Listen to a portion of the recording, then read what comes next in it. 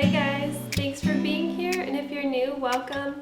Today's video is on how to crochet this beautiful infinity scarf. And this tutorial is super easy. It has a very simple pattern. It's actually one of the easiest pieces I've ever made, and it's quick since we're using a chunky yarn. It's great for beginners and would make a beautiful gift for the holidays.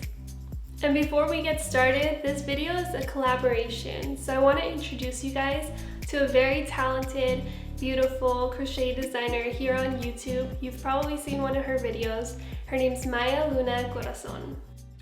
Hi, my name is Maya. I am a creator, designer from Maya Luna Corazon. I have a YouTube channel where I share my love, my passion with those who like to learn the ancient craft of weaving. Crochet is my medium to connect with like-minded people. My goal here is to promote self-love and to remind people that we are a creator, the magician of our own life. If we can crochet, we can do everything. I have uploaded the videos in 2016, so I have many videos already there for you. You can find many halter tops and summer design, as well as some autumn and winter tutorial. So come by to my channel after this video, take a cup of tea and let's connect. Today I'm going to show you how to make this beautiful Judy Love cardigan. See you there! So after this video, I encourage you guys to go check out her channel. You will love her videos. I'll leave her link in the description. Really quickly before we get started, I would love to know what your go-to yarn is. Like, what is your favorite yarn that you use? I'm trying to branch out and try new yarn, and I definitely could use some help, so if you could leave that in the comments, I'd really appreciate it. Don't forget to give this video a thumbs up, subscribe down below if you want to see more crochet tutorials, and now enough talk, let's get started. So for this scarf, I'm going to be using this 100% cotton yarn by Wool and the Gang. It's called Cotton XL in the color Oh My Blush. I found this at Joann's, but you could use any yarn that is chunky or bulky. This ball has about 82 yards or 75 meters, and it weighs about 100 grams or 3.5 ounces. So I'm going to use about 3 of these balls. And it suggests that we use a 6mm hook, but I'm actually going to use an 8mm hook. You'll also need a measuring tape and a tapestry or yarn needle. So I'm going to start by using my 8mm hook, and I'm just going to tie a double knot around my hook. And this is how I start off, but you could start off with a slip knot if you like to use that.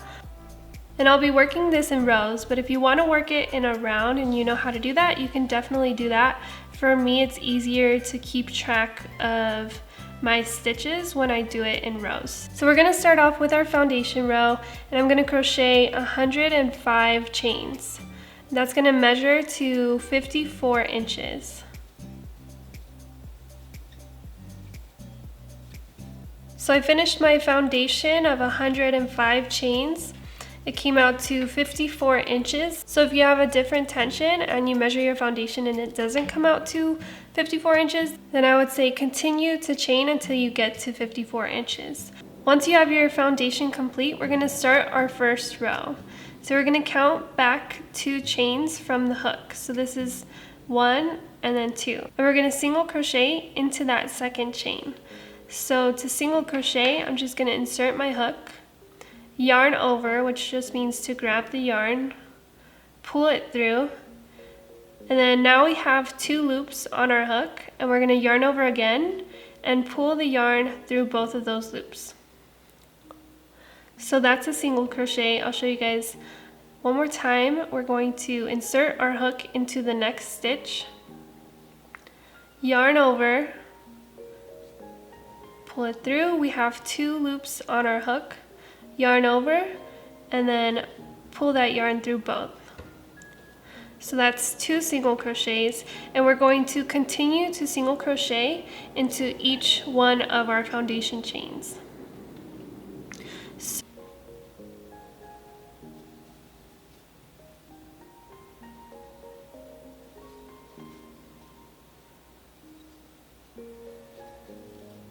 So So I'm going to continue to single crochet, and I'll show you guys what it looks like when I get to the end of the row. So here's the last single crochet in row 1. So for me, that makes 104 single crochets. So whatever you did in your foundation, you're gonna have one less in your first row. So for me, I had 105 chains in my foundation, and then in my first row, I had 104 single crochets. So to move on to our second row, we're going to chain 1, and then we're gonna turn our work, and then we're going to single crochet, but only using the back loops. So let me show you guys what I mean. Here, you can see that normally we single crochet into both of these loops here. But for this, we're only going to single crochet in this back loop here. So this is the front loop right here, and then this one is the back loop. So let me show you guys what I mean. So you're going to insert your hook into that very first back loop, yarn over, bring it through. You'll have 2 loops, yarn over again, and then bring the yarn through those 2 loops. So that was our first single crochet using the back loops. So let me show you guys again. This is the front loop, and then this is the back loop. Insert your hook into the back loop, yarn over, bring it through, yarn over again, and then bring that through the 2 loops. So we're going to continue to do that and single crochet using only the back loops. And it's going to start to form a little ridge here, and that's going to make it look ribbed. So I'm going to do that into each one of these stitches. So I'm going to keep the same amount of single crochets in every single row. So in this row, it's also going to have 104 single crochets, the same amount as the first row. And then in the next row, it's going to have 104 single crochets for the entire scarf. So I'm going to show you guys what that looks like when I get to the end of the row.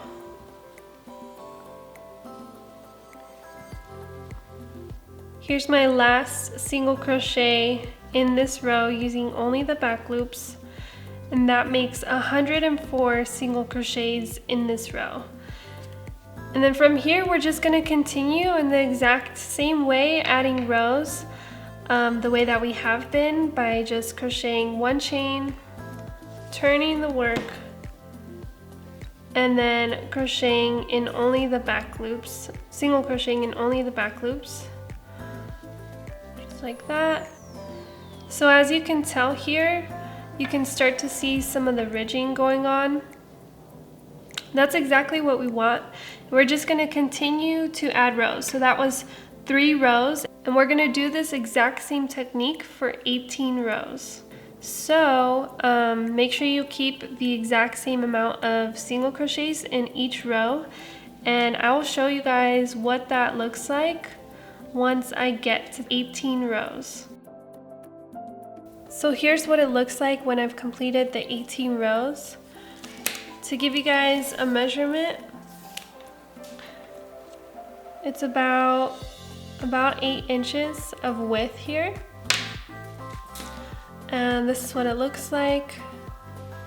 So as you can see, it has a really beautiful ribbed pattern here, and it almost looks knitted, which I really love that. So now that we've completed the body of the scarf, we're going to connect the ends to make it into an infinity scarf. And the way that I'm going to do that is through a slip stitch all the way across. So I have the ends folded over each other, and this is where I left off right here. So I'm going to take this loop and I'm going to do a slip stitch. So how I do that is just by inserting my hook into this very first stitch here on this side, and then on the other side you have the loop that you left off on, and I'm just going to place the loop over the hook, bring that loop through the first stitch on this side. So I don't know if you guys can see that, hopefully you can. And then from there, I'm going to slip stitch all the way across the top here on these ends. So I'm just going to insert my hook into the next stitch on this side and also the next stitch on the other side. So hopefully you guys can see that. Okay. See that? So I have my hook through both the next stitch on both sides. And then I'm going to pull the yarn through both. And then I'm also going to pull that yarn through the loop that I had on my hook. So that's considered a slip stitch. Now I'm going to go into the next stitch and then into the next stitch on the other side. Can you guys see that?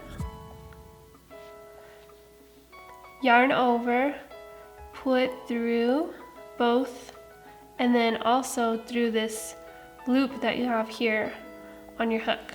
See? And once again, through the next stitch and the stitch on the other side. Grab the yarn over, and then pull it through both sides and the loop on your hook. So that is a slip stitch. So I'm going to continue to do that all the way across. And the most important part about all this is you want to end on the same stitch here.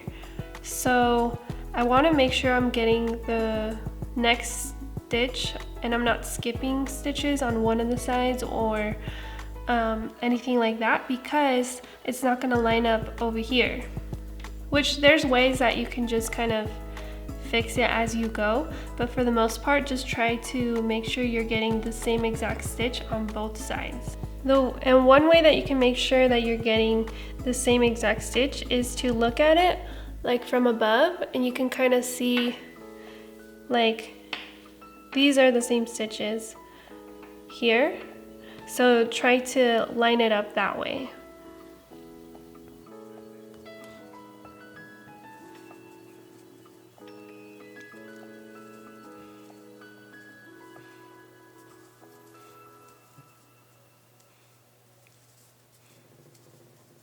So I'm coming up to my last stitch here, so I'm going to show you guys how I finish it off. So I'm just going to slip stitch into the very last stitch. Make sure it lines up, that the last stitches both line up. And just like I have been, just do a slip stitch. And then from here, I'm going to chain 2. And then just cut the yarn like around 3 to 4 inches. And pull that yarn through. And then from there, just push down those chains and it'll make a really secure knot. And then now this is where you're going to need your yarn needle.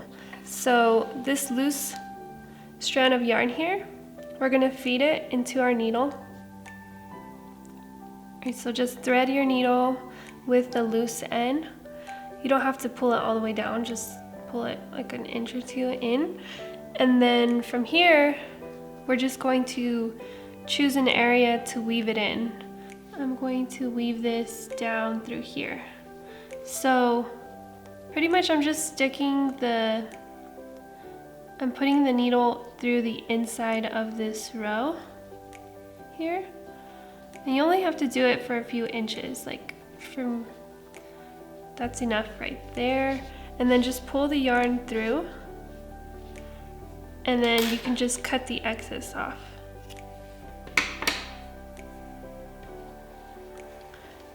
I'm gonna do the same thing with this yarn on the other side.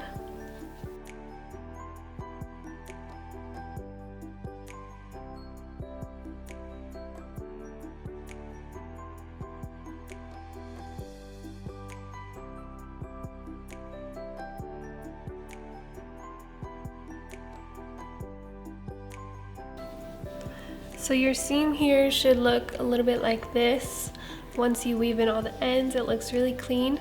And really that's gonna go on the inside. So when you actually wear it, it's going to look, this will be on the back of your neck. Yep. So here it is, it's all complete.